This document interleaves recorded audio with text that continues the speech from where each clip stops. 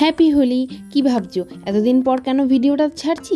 এই ফটোগুলো ভিডিওগুলো সব ওর ফোনে ছিল, আর ওর ফোন দিচ্ছিলই না, কাজের জন্য এতটাই ব্যস্ত ছিল যে ফোন আটকা পড়ে গেছিলো। তাই তোমাদের সাথে আজকে আমি আমার ভিডিওটা শেয়ার করলাম, হোলির ভিডিও। দেখো আবির নিয়ে তো আমরা রেডি, কত রকমের আবির কিনেছিলাম, অনেক দিন হয়ে গেল তাই না, অনেক লেট করে ভিডিওটা দিয়ে ফেলছি। কি আর করা যাবে, থাক, স্মৃতি হয়েই থাক।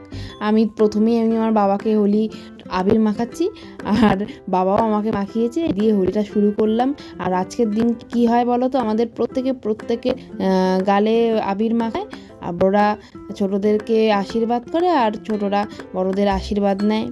হ্যাঁ, আর আমি আমার মেয়েকে দেখো, ও বাবারে বাবা, ও আর একজন, হ্যাঁ, ও সবাইকে দেখছে না, এখন ও মাখবে। ওকে কে যে আগে মাখিয়েছে কে জানে, আমি তো একটু মাখালাম, তো ওর হবে না, ওকে দিতে হবে পুরো। কি খুশি আমার মেয়েটা। হ্যাঁ, তো এখানে মোটামুটি খেলা চলছে, আবির খেলা।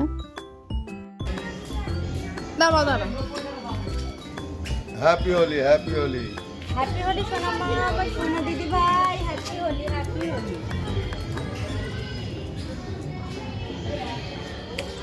এই তুই চিনতে পেরেছো পিঙ্কি পিসি? হ্যাঁ, কালকে কথা বললাম, কথা হলো তো কালকে।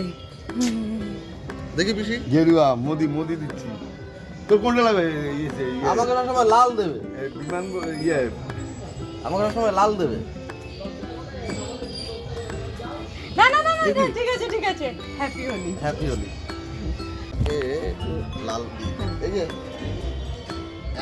হ্যাপি হোলি। লাল ঝান্ডা করে পুরা। আরে এত কিছুর মধ্যে যে আমি কর্তামশাইকে রং মাখাতেই ভুলে গেছি। যা যা যা বাবা, দেখি তোমার গালটা দেখি, একটু রংটা মাখিয়ে নি। তা সত্যি ওকে ভুলে গেছিলাম রং মাখাতে, তাই এখন রংটা মাখিয়ে দিলাম, ও আমাকে মাখালো, বাবা একটু ভিডিওটা করে দিল। আর এগুলি তো স্মৃতি হয়ে থাকবে না? হ্যাঁ, এই ভিডিওগুলি তো পরবর্তীকালে যখন আমরা বুড়ো বুড়ি হব তখন এগুলো দেখবো। আর এখন তো এই সত্যি এই সুযোগগুলো এসেছে যে আমরা সব প্রতিটা মুহূর্ত এরকমভাবে রেকর্ড করে রাখছি আর ছাড়ছি, তাই এগুলি স্মৃতি হয়ে থাকবে, এবং যখন সময় পাবো আমরা দেখতে পারবো। মোবাইলে কত জায়গা থাকতে পারে এগুলোকে সেভ করে রাখার জন্য। আর সব এখানে কোলাকুলি চলছে, আবির মাখিয়ে কোলাকুলি করছে কাকারা পিসিরা। আমাদের এখানে আবার উৎসব আছে, সবাই যাবে, আমরাও যাব। তা আমরা একটু পরে বেরোবো, তো ওরা আগে বেরিয়ে যাচ্ছে রেডি ফেডি হয়ে। আর সত্যি কথা, আগেকার দিনে হোলিতে আমরা যত বাতিল জামা কাপড় পরতাম, আর এখন হয়েছে নতুন, যেটা হলো কি কত রকমভাবে সাজতে পারে। সাদা শাড়ি থেকে শুরু করে সাদা শাড়ি লাল ব্লাউজ দিয়ে ম্যাচিং করে, খুব সুন্দর, এত সুন্দর লাগে এখন আর সত্যি আগের মতো নেই। ওই দেখো আমার দাদাকে, হ্যাঁ, আবির মাখতে চলে এসেছে। অনেকে আবার করে কি, আবিরের মধ্যে না মাথা ফাটা রং মিশিয়ে দেয়, মানে তখন মনে হয় কি মুখের মধ্যে এখানে লাল ওখানে লাল সেখানে লাল, খুব বাজে লাগে কারা যে দুষ্টুমিগুলো করে। আর আজকে মেয়ের আবার চুল কাটাবো, মানে ন্যাড়া করাবো, তো আমার দাদাই ন্যাড়া করিয়ে দেবে। একদম ভাল্লুকের মতো চুল হয়ে গেছে। আর 18 মাস হয়ে গেছে, অনেক দিন হলো। হ্যাঁ, 2 বছর হয়ে গেল, চুল কাটাই হয় না মোটে। তো আজকে বেটাকে পেয়েছি, দাদাকে বললাম এই তুই কাটিয়ে দিবি, কিন্তু আজকে আর সেলুনে নিয়ে যাব না, এই করে করে আর হচ্ছে না। হ্যাঁ সেটাই। আর ও মোটামুটি ওর মা ওর দিদার রেকর্ড পাঠিয়ে দেবে আজকে।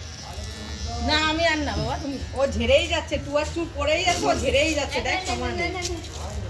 ইউটিউবে ছাড়বো সেই বুঝবে। সুন্দরী দাও তো, একটু জল খোলো না, একটু খাই। এই তোমার মুখ পরিষ্কার করে ফোন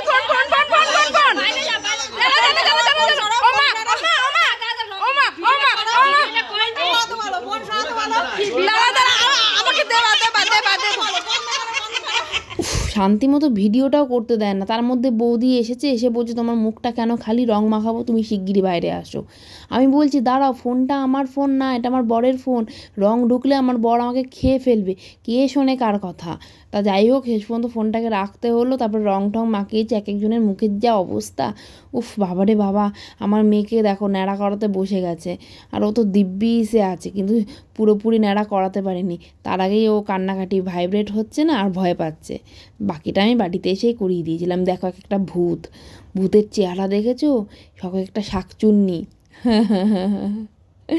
দেখো এক একজনের মুখের অবস্থা, কি অবস্থা। দাদাকে দেখো চেনাই যাচ্ছে না। সত্যি কথা, হোলিতে সবার শেষেই মজা।